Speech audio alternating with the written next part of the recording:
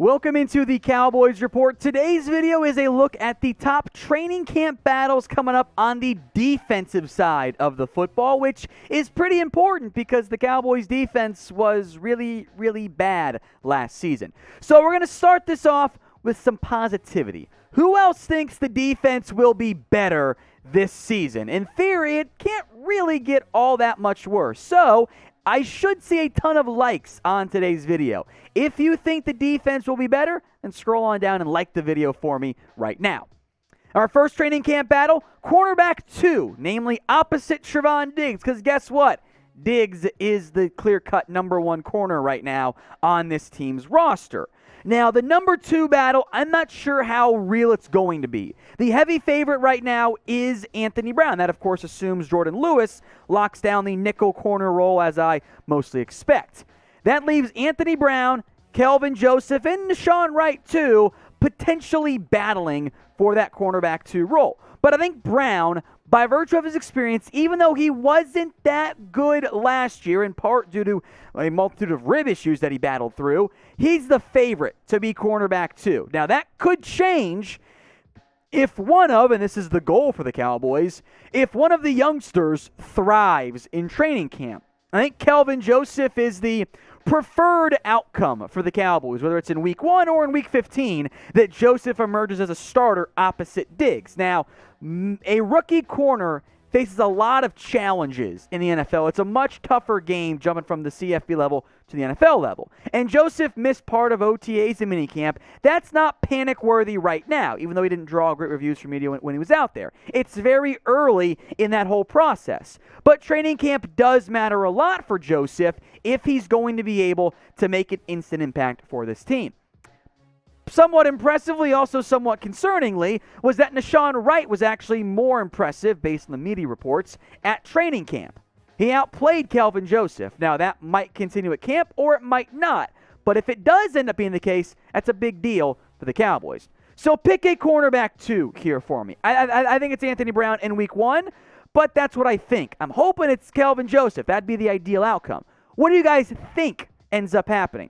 AB for Anthony Brown, KJ for Kelvin Joseph, or NW for Nahshon Wright. All right, let's go to linebacker now.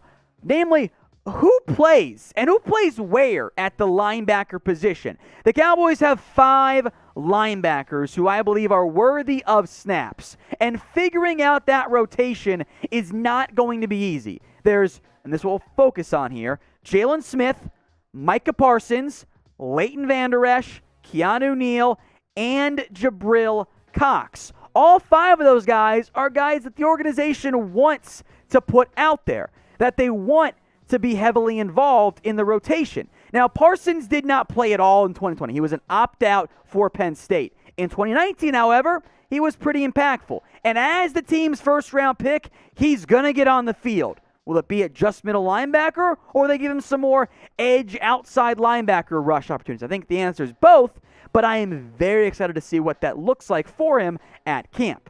Now, if you guys want a Micah Parsons jersey, not just navy, the white version is also out now at chatsports.com/Parsons. I do think Micah, by the way, will be a nice little star of Hard Knocks if you want to go that route there. So go get your Parsons jersey today. Official NFL Nike versions at chatsports.com/Parsons. That URL will be in both the comment section and in the description.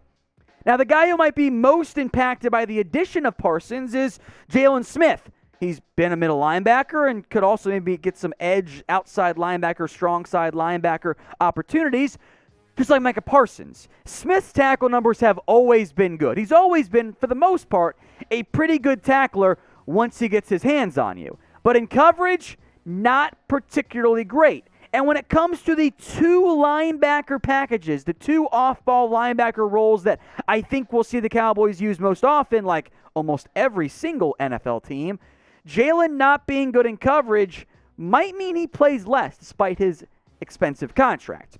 I also don't know what the future holds for Leighton Vander Esch. I want to believe that my 2018 take is going to end up being right, that the Cowboys have the best young linebacker duo in the NFL with LVE and Jaylon Smith.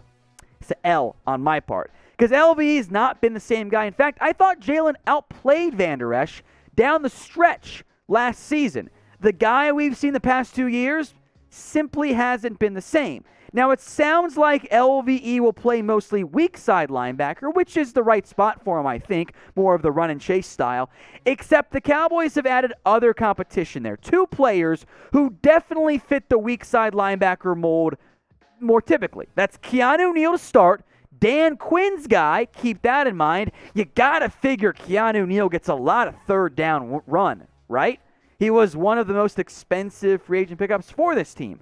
100 tackles at the safety position last year for the Atlanta Falcons, plus 9 tackles for loss. If I can get this level of production out of Keanu Neal, I'm going to be kind of excited. And there's also the future, I think, of the weak side linebacker spot. That's Jabril Cox, who I liked a lot at LSU. Didn't like him in the run, but I loved him in coverage. And I want coverage linebackers. That's what Jabril Cox can be. Now, of the 5, I think he has the toughest path to immediate playing time, but he can earn it, especially in camp if he impresses.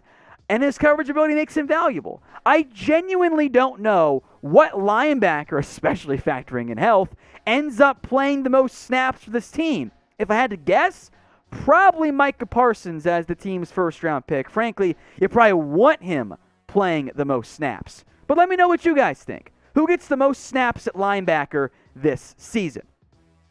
Next up is literally all of the defensive tackle spots, because this position is totally up in the air. There are some obvious roles each of these guys can fit, but who plays how often is totally up for grabs. Now, I'll list Brent Urban as the defensive tackle number 3, but that's not necessarily a hard and fast thing. I think that his role is most established, as we'll get into. The way I'm going to group this up here for today's purposes, I'm going to group it amongst the run stoppers, the more run stopper focused of Brent Urban, Quinton Bahana, and Carlos Watkins, and then the more pass rush focused guys, Neville Gallimore, Tristan Hill, Osa Odighizuwa. Not saying, of course, that those guys also can't switch roles, but that's how I'm grouping them. So first, the run stoppers, led by Urban. He's never going to be a stat sheet stuffer. That's not who he's been in his NFL career. But he's a fantastic run stopper, has apparently bulked up to 310 pounds, by the way, and at 6'7", offers the defensive end, defensive tackle flexibility the Cowboys love to get out of Tyrone Crawford. He will do the dirty work from defensive end, but also, I think, from a more interior defensive line position. I think Urban, hopefully, will end up emerging as one of, if not the best run stoppers on this Dallas Cowboys defensive line. Next is Carlos Watkins, who I don't believe is guaranteed a roster spot, much like some other guys not named Urban, Gallimore, and Osa Odighizuwa. Those are the only 3 roster locks right now. But Watkins offers some run-stopping capability. He's nothing special. He's not going to contribute a lot in the pass rushing area, but as a potential run stopper, there could be some value here if he makes the roster. Of course, I would rather see Quinton Bahana make the team. He is the last remaining option of the current options really on the roster for fatties only. At 327 at his pro day, he'll probably bulk up even a little bit more for the NFL. He's still raw. He was a 6th-round pick for a reason, but he could end up becoming the true nose guard this team really hasn't had in, frankly, a very long time. Now, we will keep you guys covered here at the Cowboys Report throughout training camp. Videos every single day, updates, some Hard Knocks content as well. So if you want to stay in the know, join the most watched, most subscribed, and I'd argue most fun having, if that's a phrase I can use here, Cowboys YouTube channel out there. Hit that big red button and subscribe today. Now to more of what I'm going to group as the 3 techniques, acknowledging that Neville Gallimore can get some 1 technique reps as well, probably in more passing downs. Down the stretch, there was a splash play each game out of Neville Gallimore. Now, he was a bit raw coming out of Oklahoma, not having played that much football, or at least not the normal level of football competition that, Americans are used to versus Canadians. It's just the reality there. 4 tackles for loss, only 0.5 sacks. He's making this roster. We know that. It's a matter of what role he will have in year 2. Tristan Hill, however, despite being drafted above Neville Gallimore and being younger, isn't guaranteed a roster spot. He is now on his 3rd defensive line and defensive coordinator in as many seasons.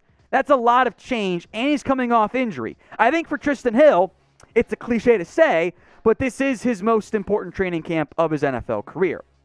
The Cowboys also added another potential maybe get some 5 technique reps as well in Osa Odighizuwa. And I think that 3-tech role is what they want him in. Again, Dan Quinn, I do think, had input in this year's NFL draft. The fact that this organization took Osa after spending other day 2 picks on previous defensive tackles means they're also not sold quite yet on either Gallimore or Trysten Hill. So pick a defensive tackle for me. Who do you think ends up being the top one amongst these 3? If you think it's Neville Gallimore, type in G. If you think it's Trysten Hill, type in H. If it's Osa Odighizuwa, type in O. We'll stick on the defensive line for the last edge rusher spot. There are a couple roster locks right now at the edge position, beginning with Demarcus Lawrence and Randy Gregory. The other 2 roster locks, even if we don't include Urban amongst this conversation, are Terrell Basham. You saved no money by cutting him. He's making the team. And 3rd-round pick Chauncey Golston. The Cowboys don't cut 3rd-round picks that often. That leaves Dorrance Armstrong, Bradley and I'll also mention Rondell Carter, but focus mostly on what I think is one of the more noteworthy back end of the roster battle spots. That's Dorrance Armstrong and Bradley and I. Those of you who have watched the show for a long time know that I'm a big fan of Bradley and I. Hashtag free and I in the comments section for me.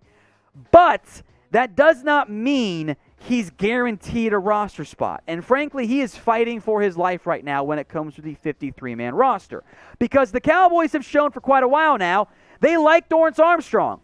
Even though he's not a good pass rusher, but he can stop the run, can drop in coverage, special teams value, can kind of stop the run. Maybe it should be my qualifier there.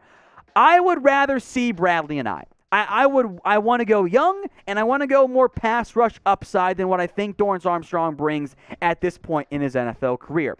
So do me a favor and vote. Pick an edge in the comments section. Type DA for Dorrance Armstrong or type in BA for Bradley and I. I want to go with an I, but we're a show for you guys, so get your votes in. We will end with what we started on. That is the cornerback position. How about the backup cornerback spot or spots? Again, Wright, Joseph. I think Anthony Brown, Trevon Diggs, and Jordan Lewis are all making the roster. There's 5 guys right now who are making this team. That then leaves Reggie Robinson, C.J. Goodwin, Maurice Kennedy, Deontay Burton, and kind of, sort of, Rashard Robinson, who's suspended for 2 games. That's what the asterisk means, by the way. I think there's 1-2 spots maximum left then between Robinson, Goodwin, and Kennedy. And I think one of those is going to go to mostly special teamers, a role that Robinson did not play. It might come down to Robinson versus a different position altogether. I'm not done. I'm not quitting on Robinson. But he went from corner to safety, back to corner, whatever. That makes me wonder how the Cowboys feel about him. He is not guaranteed a roster spot. I want him to make it. I do. He has to prove it, though, in camp to this new regime. Meanwhile, Maurice Kennedy is a bit of a wild card. He opted out last year. We'll see what type of shape he's truly in. I think more than anything, Kennedy is fighting for a special team spot with the incumbent top special teamer in C.J. Goodwin. I give the advantage to Goodwin. Now, I would rather put Kennedy out there on defense if needed, but depth-wise, I'm actually in pretty good shape at corner. Because of that, I give the edge to Goodwin.